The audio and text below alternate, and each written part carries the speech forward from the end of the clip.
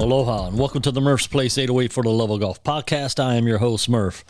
What is going on, people? It has been a minute. Let me tell you, it has been a rough couple of weeks. I tried to avoid it for the longest time, and it worked. But a couple of weeks ago, I got hit with the COVID, and I was down and out. Now, it wasn't as bad. It started out just, my nose was a little runny. And so I started taking those emergency packets, you add to water, because they are vitamin C, vitamin D, and zinc. And a couple of those vitamin D and zinc are good for dealing with the COVID virus. And so I started down in those, started drinking those like I was dying of thirst, and those helped a little bit, but then I got hit with the cough, body aches, and the head pressure. So that lasted just a couple of days, but the cough, man, I'll tell you what, I would have dealt with all of it except for that cough. My throat hurt so bad. So even if I had wanted to do a podcast, there was no way that was going to happen. And it took a couple, like I said, a couple of weeks to get back to somewhat normal. Every once in a while I'll throw out a cough, but it's not anything like it was. I couldn't stop coughing. It was bad. Took cough medicine, took throat lozenges and everything, and it was bad. But my buddy Troy, he came through for me, and he was able to go get me some medicine, and he also picked me up I'm looking through the bag, and there was cough medicine and cough drops. There was a bag of jerky. He was getting me some snacks because he knew I couldn't leave. I was quarantined. But there was one thing in that bag that I was not pleased about. Apparently, he got me a box of feminine, I can't even say the word, feminine products, which obviously I don't need, but I guess he was making fun of me because I was sick and couldn't get out and play. So anyhow, it's been a couple of tough weeks. But I got through it. I don't wish that on anybody.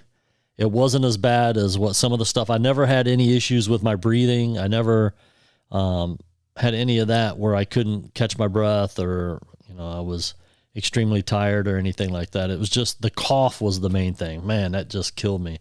And it took forever for my throat to quit being sore. So anyhow, I'm back. Sorry for the delay. I'm glad you guys, sticking around and waiting for the next one. Let's start off with the Fia. Nothing has changed. Joe P is still the champ. I know the last time we spoke, I believe Chris and I both got close to him. Joe shot 73. Chris shot 74. I shot 75. But, and we're getting close. We just can't beat him. He's just too tough. But anyhow, Joe's still the Fia champ, still retains the belt.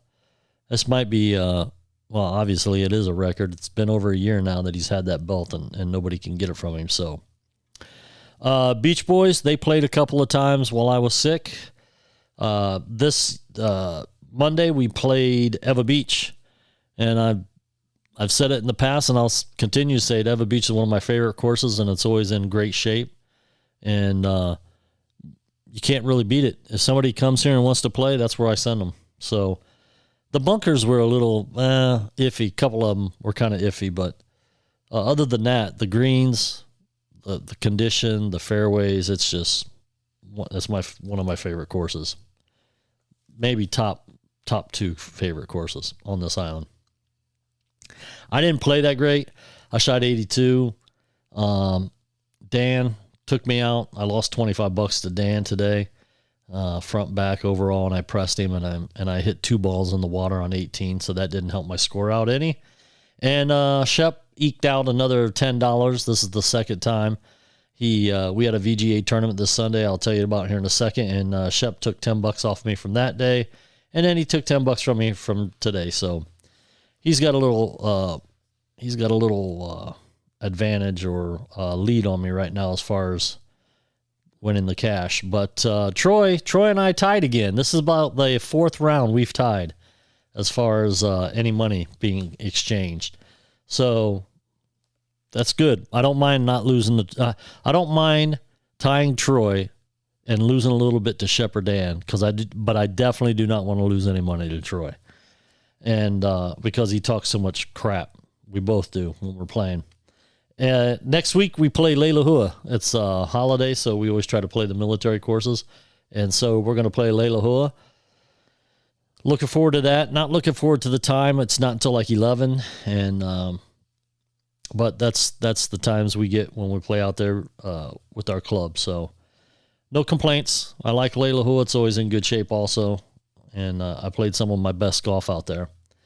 Like I said, the VGA, we had a tournament Sunday at Waikele. You know, Waikele's, it's been getting better. The greens were really nice. I mean, the condition of the course is pretty good. I think we ought to try to put that back in the rotation for the Beach Boys Golf Club. I know there was an issue a while back where you got to have like 12 people to play club play, where you get a little bit of a discounted rate. And we were supposed to have 14 or something like that, or 16, but some guys bailed out the last minute. And so we only had like 11 or something, or 10. And I guess they threw a fit. You know, they wanted us to come back and pay the extra money since we didn't have 12. And this was back when Mitch was running the schedule for the club. And so he was like, no, screw that. We're not going to do that. And so that was the last time we played there as a club. But I mean, I've played there several times since then, and I think we should add it back to the rotation. It's a good course, nice course. I like it, and I'm going to talk to Steve and see if he wants to throw that back in the rotation. He may not want to, because he was also in that with Mitch on that deal with the courses, so he still may have a little bit of a bad taste in his mouth for Waikele. But and actually, Rob was the one that suggested it, so we'll see. Maybe it'll be back in rotation. Maybe it won't. Either way, but the VGA. So I didn't play great that day either. I shot 82, and like I said, lost $10 to Shep, but I broke even with Dan and Troy, so that was good. Dan ended up shooting 78 and winning our flight, and so congrats to Dan on that. He played pretty decent. Next up for the VGA is the state tournament, which is going to be at Hapuna on the Big Island. And that's coming at the end of July. I think it's July 30th is the date of the tournament. And they're talking about trying to throw in another tournament either before we leave for that or even after when we come back sometime in August. But we'll see. Hawaii State Golf Association tournaments. We just finished up the Manoa Cup. Peter Young was your winner this year. Peter is a very good player. He's won quite a few tournaments. So congrats to Peter on winning the Manoa Cup. I don't know if he's won it in the past or not. For some reason, I'm thinking maybe he did win it once before, but I don't know that for a fact. But congrats to Peter on his win. Joe P played in the Manoa Cup. Did pretty good. He made the cut, and then his first match, he played a guy that was really good and took him 19 holes. Took him to 19 holes, and he lost after 19. So, well, let me back up. I'm sorry. The first match Joe played, he won.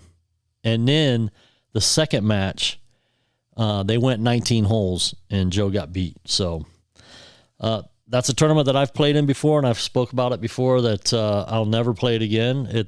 You got to walk. In Oahu Country Club, if you're not familiar, it is up and down, up and down, up and down.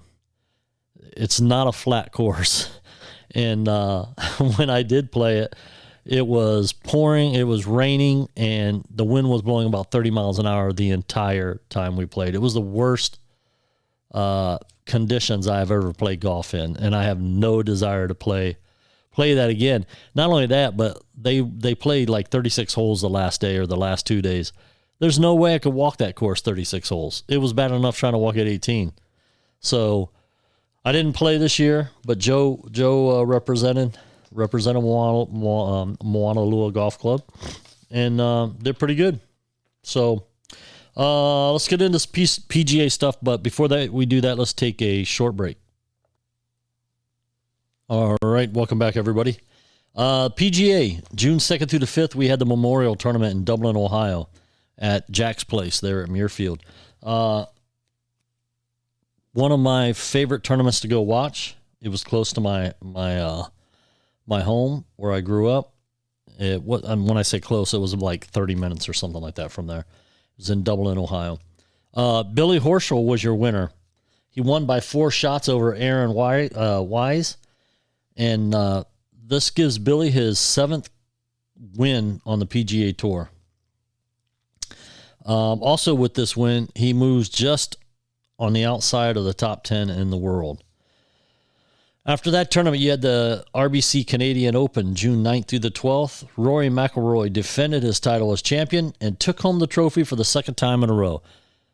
Good job, Roy. I always root for Roy. He's one of my favorite golfers. Also, this win was his 21st win on the PGA Tour. Rory shot 19 under, and he held off Tony Finau by 2 shots. And then he also held off Justin Thomas by 4 shots to win. And what makes it even more exciting was that they all played together in the final group, battling it out all day. So that's kind of how it's like the perfect storm. You kind of like that because it's you 3 basically fighting for the win. So you're going back and forth and strategizing between each other, about what you have to do to beat the guy. So that would be, I love playing in a match or in a tournament with the guy that is either in 1st or 2nd place, and I'm battling to try to catch him, or I'm trying to hold him off. So that was pretty cool. They all played in the final round the last day. He also McIlroy also tied his lowest final round by a winner on tour this season with his 62. So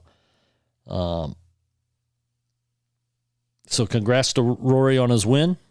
Rory needs one. I got a bet with somebody that Rory will win the Grand Slam before Jordan Spieth. Rory, I believe, needs a Masters to finish the Grand Slam. And I think Jordan Spieth needs a PGA Championship to finish the Grand Slam. So, come on, Rory. We need a Masters win so I can win this bet. This bet's been going on for some time, too. We also had the U.S. Open, played at the Country Club in Brookline, Massachusetts. Matt Fitzpatrick was your winner, shooting a final round 68 to win by 1 stroke over Will Zalatoris and Scottie Scheffler. I really thought Scottie Scheffler was going to win that tournament. This is Matt's 2nd win at the Country Club because back in 2013, he also won the U.S. Amateur there at that same club. So that was kind of cool that he won the U.S. Amateur there in 2013, and then this year he wins the U.S. Open at the same club. And I think that plays, obviously he knows the course. He's comfortable with it. And I even read that he stayed with the same people. He stayed with the same people that he stayed with back in 2013 for the U.S. Amateur. Stayed at their house, slept in the same bedroom. So that was pretty cool. This was his first PGA Tour win, and he is the 13th player and first non-American to win the U.S. Amateur and the U.S. Open. So congrats to Matt Fitzpatrick on that win.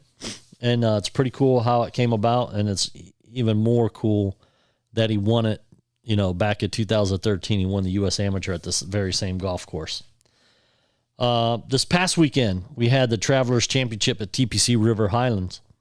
Xander Schauffele is your winner, shooting 19 under, and he won by 2 shots over Sahith Theegala and JT Poston.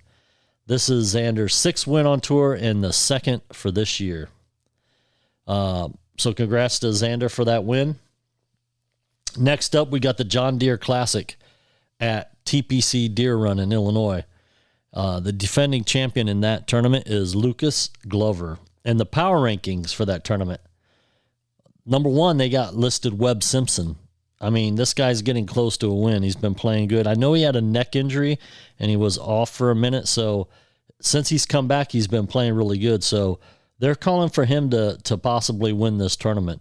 And he's one of my favorite players. I picked him to win the U.S. Open the year he won it.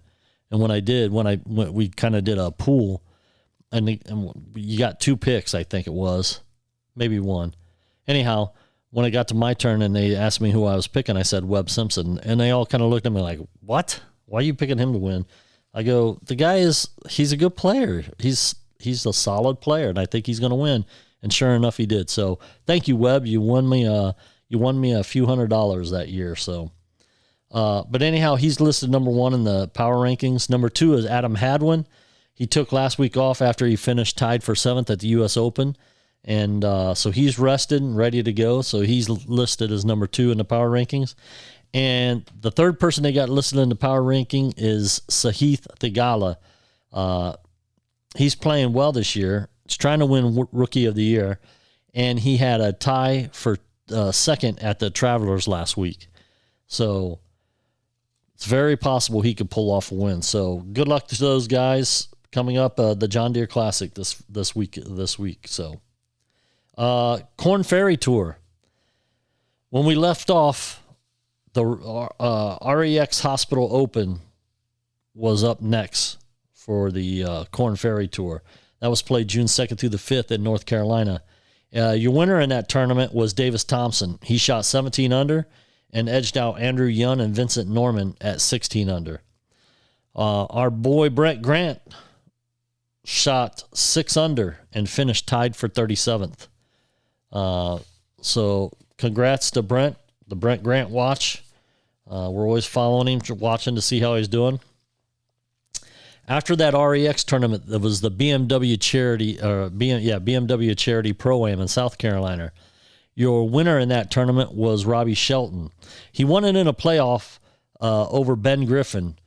Both of them shot 22 under, and Robbie won the tournament on the second playoff hole. Brent was also in that tournament, played pretty well, shot 13 under, and finished tied for 22nd. So he's playing good. He's in those. I believe he's still on that top 25 ranking for his PGA Tour card this year. All he's got to do is keep plugging away, keep playing well. This past weekend, they had the Wichita Open benefiting KU Wichita Pediatrics in Wichita, Kansas. Harry Hall was your winner. Shot 20 under and won by 1 stroke over Curtis Thompson. In that tournament, Brent did play, but he missed the cut by 1 stroke, shooting 3 under with rounds of 69 and 68. So hopefully that didn't hurt him too bad in the standings, in the rankings where he's at. Next up this week we have is the Live and Work Maine Open in Maine. Pearson Coody is your defending champion in that tournament. And Brent Grant is in the field for this tournament. And after seeing that he was in the field, I went and checked. And sure enough, right now, Brent stands at 17 in the top 25 to get their tour card. So Brent just needs to have another good round and make another cut and have a good tournament. And hopefully we'll be seeing him on the PGA Tour. So congrats to Brent. Good luck this week. Let's bring home another win. Let's get a second win this season. You got one already. Let's get another one. All right, let's take another short break, and we'll be right back. After releasing a song every single week last year, Corey Gossett is dropping an album that sums up everything you may have missed. Boy Meets World is available on February 4th. Until then, go listen to the new album from C-Money Baby, Don't Forget the Baby, which includes features from Ohio's best upcoming artists Doobie and Yellow Pain. In 2022, Smart Boy Studios is leveling up their merch game. The new store, shop.smartboystudios.com, has some new products and designs. They will be dropping new designs and items every season this year. Follow at Smart Boy Studios on social media to participate in monthly merch giveaways and visit the website to get your merch now. As always, head to www.smartboystudios.com to stay up to date on new music, new videos, new merch, and any upcoming events. All right, welcome back, everybody. Speaking of Smart Boy Studios, I just talked to Ash Matthews the other day, and he has some new merch coming out. Leggings for the women, hats, shorts, board shorts. He's got all kinds of stuff. So go check him out, and we'll get a new ad. He's going to send me a new ad, read ad for the podcast. So I'm sure it'll list some of that stuff that he's got. But go check him out. Go check out the website. Get your merch. It's good quality stuff. And the logo's pretty sweet. His logo is an octopus with headphones. So go check him out and get yourself some gear. Okay, let's talk about something real quick. I'm sure everybody out there listening has now heard about the Live Golf League, the Saudi Arabian-backed golf league. And a lot of people have different feelings about it. Some people are for it. Some people don't like it for a variety of reasons. I mean, there's, you got the issues of the human rights violations that Saudi Arabia has. Their discriminatory practices that they have. They killed the American journalist Khashoggi. Some people just don't like it because it's not the traditional PGA golf. And, whatever your opinion is of it, that's fine. I could tell you personally, I'm not for it. I don't like it. I haven't watched it. I did see, and the only reason was I checked to see who won because I wanted to see what was going on with it as far as who was. I mean, the guys that came in second and third place were ranked 200 and something and 300 and something in the world. And the last place guy shot 20 some over and still won $120,000. It's, to me personally, I just think of it like it's a participation league. There's no cut. It's only 54 holes. There's only 48 players. I just think it doesn't do anything to promote golf. And I'm done. I'm sick of hearing Phil Mickelson and these other guys talk about, oh, we're promoting the game of golf. No, you're not. You're going for the money. You're going for the check, and that's fine. If that's what you want to do, that's fine. The only issue I have with it is they have no complaint that they're not going to be able to play the PGA Tour events anymore, because they were warned if they went and played in this league, this rebel league, that they would get banned, or they would be suspended, or there would be some type of disciplinary action. And so the PGA has banned 48 players. And I don't know. Those guys would not be where they're at if it was not for the PGA Tour. They've won millions of dollars on the PGA Tour. Granted, they're going over there, and the winner, I think, got $4 million for his win in the first tournament that they played. Dustin Johnson or Phil Mickelson reportedly got $200 million just for agreeing to play in the league. I just don't. There's no validity to it. There's no world ranking points you get from that stuff. It's kind of like an exhibition thing that they pay money out for. There's no skill level. It doesn't matter if you shoot 20 under or you shoot 40 over. You're still going to get money, which is ridiculous. The PGA, what I like is Rory McIlroy and Justin Thomas and these guys that are, standing up. that they're trying to make history on the PGA Tour. They're trying to leave their legacy. You know, like I said, those guys would be nowhere without the PGA Tour. And now they just run for the money. Whatever. I mean, I'm not going to watch it. I have no desire to watch it. I'm not going to report on it. I don't care who wins it. And we'll see what happens. We'll see how long it lasts. And, you know, there's people talking about, oh, they're going to sue the PGA. Let me tell you something. The PGA has been sued before by players, and the PGA has always won. They're not going to lose any lawsuit brought by a player who's not allowed to play a PGA event, because they were told, number one, they're not even employees of the PGA. They're basically independent contractors, so they can go do wherever they want. But the PGA also has the right to tell them you're not playing in our events. So, you know, that's fine. If you want to go do that, then go do that. But don't feed us this crap that it's, oh, you're furthering the game of golf. And, you know, they're saying that Saudi is just trying to do this to make people, you know, don't think about all the bad things they do and stuff like that. And it's probably true. And they've got tons of money, obviously, which is fine.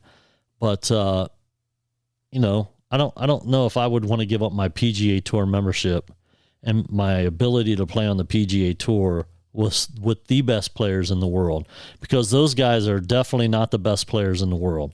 I think Brooks Koepka just leaving, he may have been ranked like 33rd in the world ranking. No top 10 players over there playing. Nobody ranked in the top 10. They're not going to leave the PGA Tour.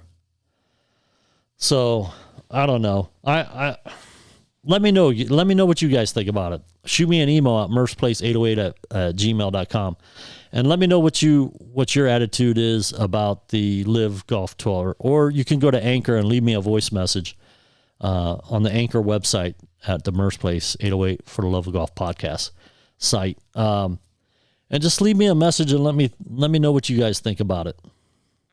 Like I said, there's no wrong or right. You know, what I think is not right, it's not right for everybody, and what somebody else thinks is not right for me. I just don't agree with it. I don't think you turn your back on the tour that you made all your money on. And then somebody said, oh, well, it's an option. Now we have options. Well, yeah, you have an option. You have an option to go there and play, but you don't have an option to come back to the PGA Tour and play.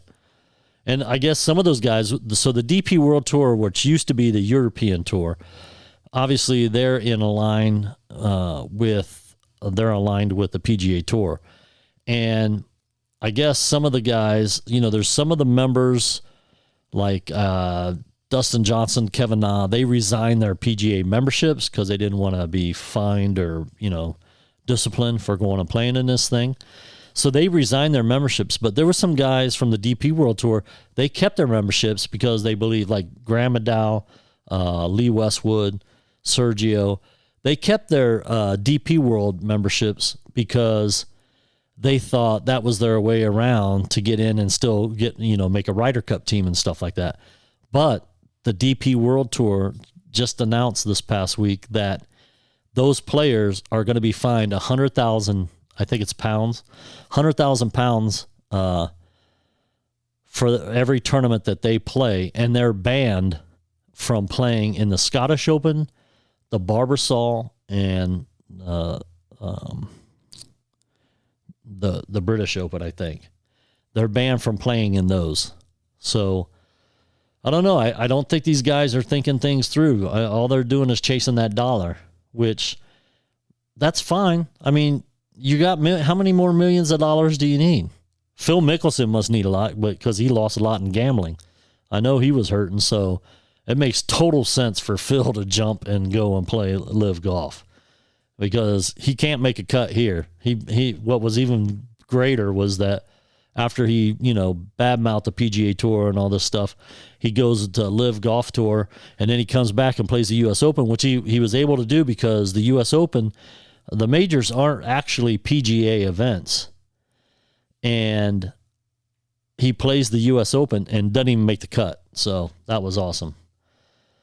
But anyhow, shoot me an email and let me know what you guys think about that, about the Live Golf League.